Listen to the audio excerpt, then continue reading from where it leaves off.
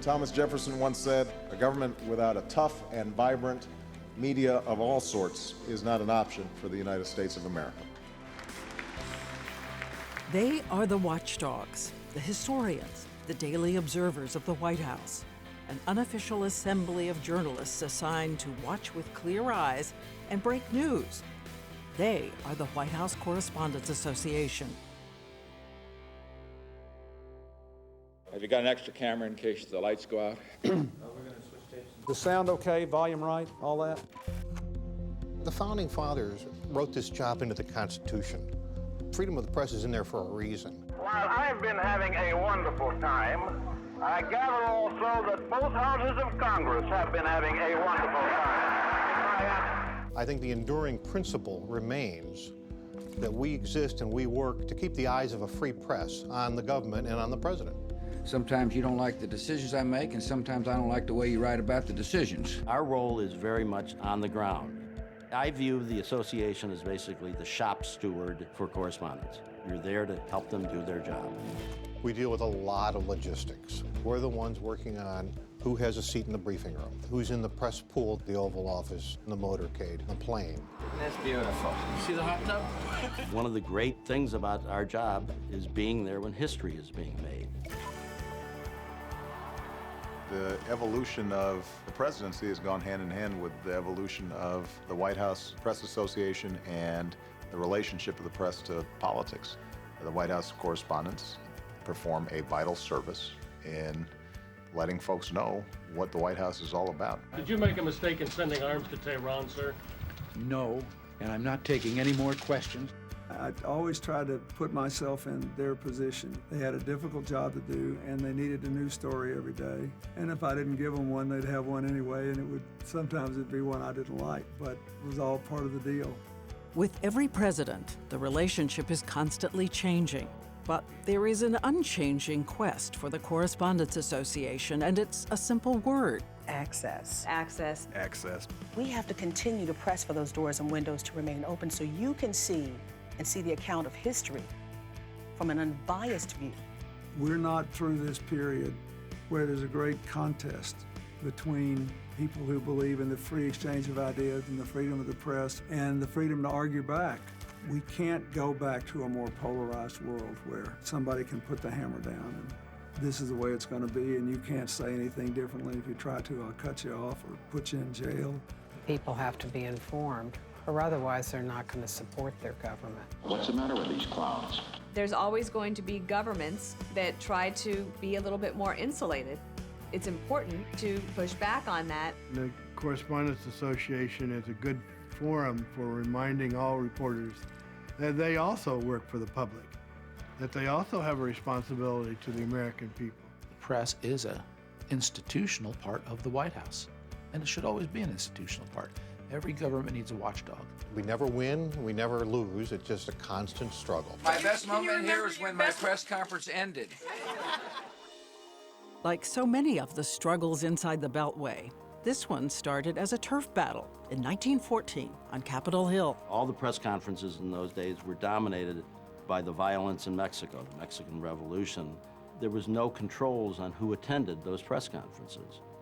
And the Standing Committee of Correspondents in Congress tried to move in on the White House. They wanted to become the one that would help President Woodrow Wilson start having regular press conferences and selecting who would attend. A select group of journalists, the White House Correspondents Association, was formed. Looking back 100 years and seeing the pictures and hearing the history, it's amazing how things have evolved. The organization was started by a group of white men, not women, not minorities, a group of white men. It was Franklin Roosevelt who was the first president to allow a black White House correspondent into a presidential press conference. In February 1944, journalist Harry McAlpin broke down the barriers of inequality, becoming the first African-American White House correspondent. And it's in his honor that the Correspondents Association has established the Harry S. McAlpin Jr. Scholarship for young and aspiring journalists. We always had women members, and we had women in the press conferences and on the beat, but we wouldn't let them attend our dinner. The general attitude was that this was a stag event. This was for men only. It was a little too bawdy for women. It was this sense that women journalists almost didn't belong. They weren't part of the Boys Club. It wasn't until 3 women reporters, including Helen Thomas in 1962, went to John F. Kennedy and said, "We'd like you to help us get into this dinner." Kennedy sent a simple message. Tell them I'm not attending the dinner next year unless women are allowed to attend. All of a sudden it changed. And how did it change? We do nothing but bawdy jokes now. 3 Hillarys. That sounds like President Clinton's worst nightmare. And while 99% of the correspondent's job is working the beat, there is one night a year when serious Washington can make fun of itself, the White House Correspondents' Dinner. We started the dinner in the 20s. They've done this before? Of course, it wasn't televised, and it didn't have Hollywood celebrities. We did have entertainers. We'd have animal acts or jugglers. You're not going to be able to top that. There had been somebody doing, and I wish I were there, animal impressions. Now we have one entertainer. The President Association picks the entertainer. I was toying with the idea of having a juggler. Doesn't get much more exciting than that. And what is the key to navigating the icy and sometimes treacherous waters of Washington humor? I'm going to wing it. Winging it. Improvise a lot. Just see what happens. There's basically 3 models. One is people who do the politics and get it right. That's rare.